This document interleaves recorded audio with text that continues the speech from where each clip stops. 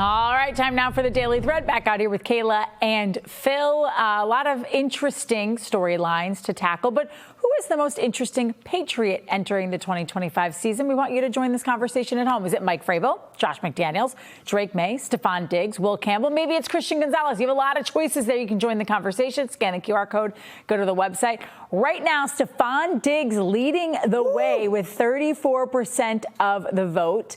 Drake May, 22%. All good choices about who will be the most interesting player to follow. But, Phil, you don't agree with those voters, do you? I'm going to go with Josh McDaniels here. So, of course, interesting. Stephon Diggs, anytime a boat and maybe a little baggie is involved like that's going to be interesting. There's no question about it. I find Josh McDaniels most interesting because this season, to me, is going to be about their offense and how well it can perform. I think Mike Vrabel is sort of he's a known commodity as a head coach. Even though he hasn't done it here, we know what to expect with him. And Drake May, of course, is interesting, and his ability to handle new leadership roles and handle this new offense is interesting to me too.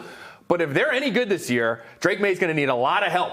And I don't think he's getting it from his weapons. He's going to have to get it from the sidelines, and that's where Josh McDaniels comes in. What does his scheme look like? What did he learn during his sabbatical, essentially, away from coaching this past year? He apparently learned a lot. What do we see as in terms of the fruits of those labors this coming season? How does he work with these other really highly ranking or formerly highly ranking offensive coaches around him, Kayla?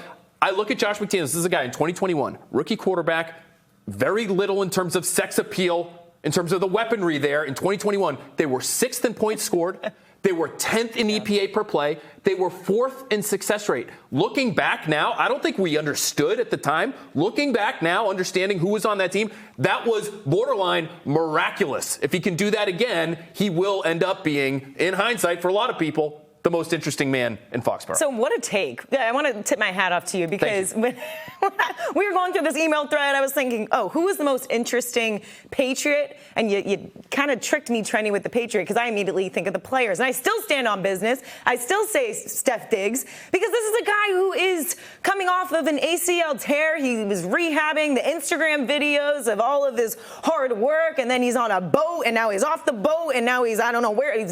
Might be back on the boat. It's almost a holiday weekend. I think he's in where is he? Italy with Cardi B. France, entertaining, I think. I saw or France. He's in Castles. Yeah, right.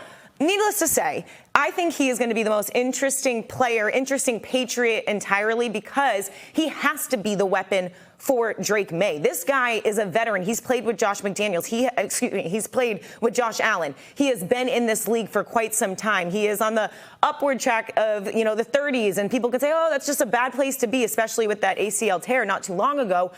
And I just think that everyone is going to be paying attention to what is he going to not only be able to perform out there on the field, but training camp. You even talked about it, seeing in OTAs and in the past few weeks that we were able to go watch the Patriots.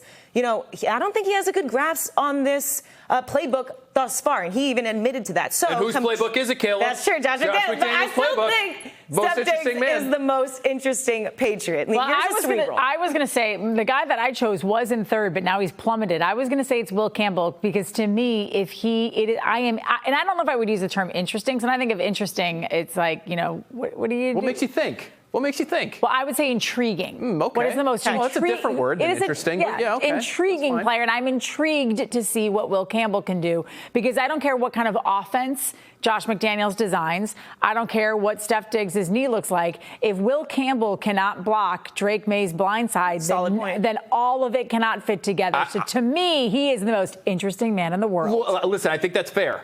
But again, not to bring it back to the same guy. If he has issues, who's going to be the one who's helping Will Campbell clean up those issues? Who's going to be the one to hide Will Campbell's weaknesses? But he's not out there on the field. No, so but how interesting is it? You can scheme away from him in the run game. You can scheme up help for him on the edge. Headset, if they are a representative offense this year, it will be because of Drake May for sure. Hey, it says 35% say Steph Diggs. Drake May is going to be Steph Diggs. helped by that guy with the headset on. Okay, that's a good point. Well, Kayla's right. Kayla's guy, no, mine is just the easy answer. is leading the way by a landslide. Mike Vrabel, though, getting some votes late in it. All right, let's take a snapshot of Phil Perry's play caller rankings. No, this is not offensive coordinator, play caller rankings. Mike McDaniel, Kevin Stefanski, Todd Monken come in at 8, 9, 10. Listen, basically what he did is you had really good ones, and then you kind of get to the middle. So you get to Josh McDaniels, and you say Josh McDaniels you're in good hands. He's in like the 4th tier, though, of your rankings. Yeah. He's at 11, though. That's still you're among, middle of the road. You can read more about it on NBCSportsBoston.com. You're among the upper class. You're solidly top half of the league, and I think that's what he is. And the only reason, quite frankly, he's not higher is because it's been a while since we've seen him put together a really efficient offense. But again, I go back to that in 2021. I mean, we could go all through his resume and his history and all the different types of offenses that he ran. Brady, Castle, Cam Newton, 2 tight ends, spread, et cetera, et cetera, et cetera. Those are all feathers in his cap.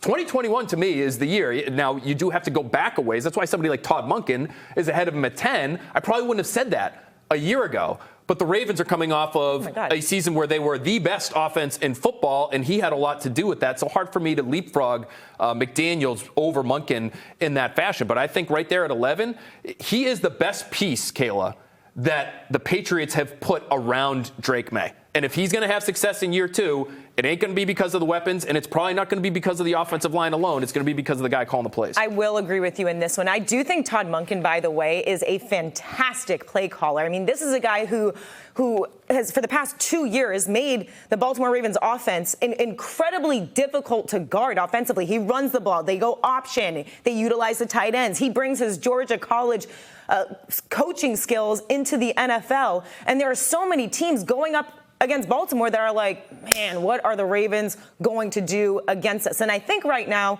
to Phil's point, Josh McDaniels, we don't know. Yes, we have seen this guy also is a developer. He's a great play caller. He's coached Tom Brady. He has all the resume. But how is he now kind of taking a step back in those past couple of years from the Raiders, et cetera? And where is he going to be? How is he going to coach as an offensive coordinator? And I think right now that positioning does make sense. Just looking at what he was able to do in OTAs in the past couple of weeks, how he's been interacting with some of these receivers and running backs in the offense, I have a lot of high hopes for the blend between the players and this offensive coordinator.